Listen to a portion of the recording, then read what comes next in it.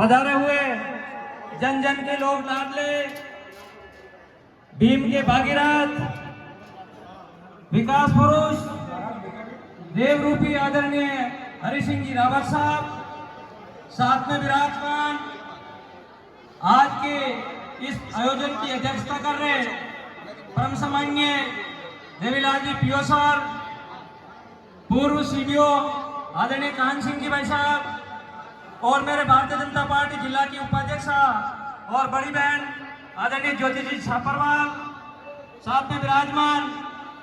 मेरे मंडल के महामंत्री भाई कान जी गुजर साहब, और सबसे पहले मैं जिनके चरणों में नमन करता हूँ, वंदन करता हूँ, शीश झुकाता हूँ, ऐसे हमारे वाराणसी शिवगरी धाम के हठ योगी महंत आदरणीय सर्वनाथ जी योगी के श्री चरणों में बारंबार प्रणाम। साथ में विराजमान मेरे मंडल के कोषाध्यक्षा छोटी बहन सीता वैष्णव, साथ में विराजमान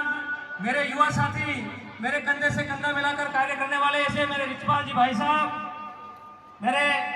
इस पीओ क्षेत्र के सारे विधायक, सारे के सारे टीचरगण, और गांव से पधारे हुए मेरी माता बहनें, बुजुर्गों एवं नन्हे मुन्ने बच्चों, क्योंकि ये बाहर के जो जिला स्तर के जो लोग आए थे लगभग सारे जा चुके हैं। अभी यहाँ पर सिर्फ विजेता उपविजेता टीमें रही है, बाकी हम सब गांव के लोग हैं। बहुत ही खुशी का आज का आनंद का पल है हमारे बीच में कि हमारे भगवान, हमारे विधायक जी हमारे बीच में पधारे हैं। ये मेरे लिए बहुत गर्व की बात है, ये कोई छोटी मोटी बात नहीं है, बहुत बड़ी गर्व की बात है कि आदरणीय विधायक महोदय आज हमारे बीच में पधारे हैं। अगर पधारे हैं तो हमें कुछ दे के ही जाएंगे। अभी मोहन जी भाई साहब ने बोला था कि मांगना कोई शर्म की बात नहीं है, जब जनहित के लिए मांगा जाए तो मांगना कोई शर्म की बात नहीं है। तो आदरणीय विधायक महोदय जी के श्री चरणों में प्रणाम करते हुए मैं आपसे निवेदन करना चाहूंगा कि भाई साहब, मैंने आपसे वादा तो किया था कि मैं आपसे कुछ नहीं मांगूंगा, लेकिन इस जनता के लिए, इस गांव वालों के लिए, भोली भाली पब्लिक के लिए, उसके लिए तो मुझे कुछ न कुछ मांगना पड़ेगा भाई साहब। यदि मैं नहीं मांगूंगा तो कल मेरे को बोलते यही लोग ऐसे बोलेंगे कि विधायक जी तो आए थे देने के लिए, लेकिन किशन तूने मांगा नहीं, कुछ कहा नहीं, इसलिए उन्होंने दिया नहीं। मेरे इस ईश्वरमन ग्राम पंचायत की आदरणीय विधायक महोदय जी का ध्यान आकर्षित करना चाहूंगा कि सबसे बड़ी मांग हमारी ये है आदरणीय भाई साहब कि ये जो नदी आप पार करके आए हैं, इस नदी के पुल के ऊपर अति वेग के साथ में पानी बहता है, तो हमारा आधा गांव, हमारा पूरा का पूरा खेत नदी के उस तरफ है, तो हमारा आधा गांव नदी के उस तरफ बैठा रह जाता है। दो तीन दिन तक नदी उतार नहीं देती है, तो हमारा पूरा गांव भूखा प्यासा, जानवर सारे के सारे उधर रहते हैं, हम घर नहीं आ पाते हैं,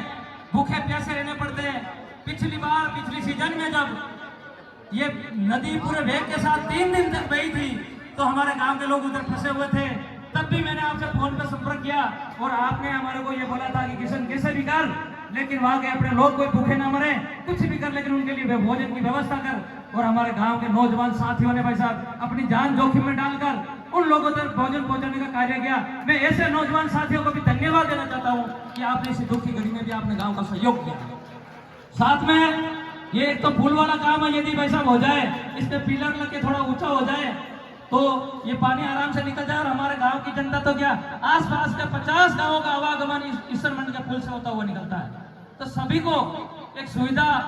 मुहैया होगी। और दूसरी बात मैं आपसे निवेदन ये करना चाहता हूं भाई साहब